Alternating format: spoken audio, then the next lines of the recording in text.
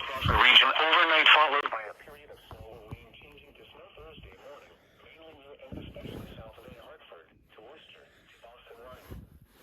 This will coincide with a portion of the Thursday morning.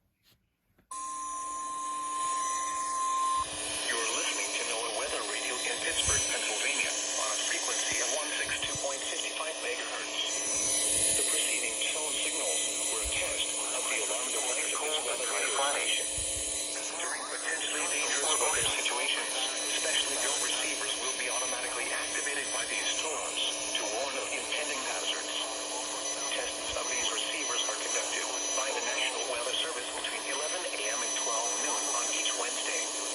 This radio station, KIH 35, serves the following counties in western Pennsylvania: Allegheny, Armstrong, Beaver, Butler, Fayette, Greene, Indiana, Lawrence, Washington, and Westmoreland.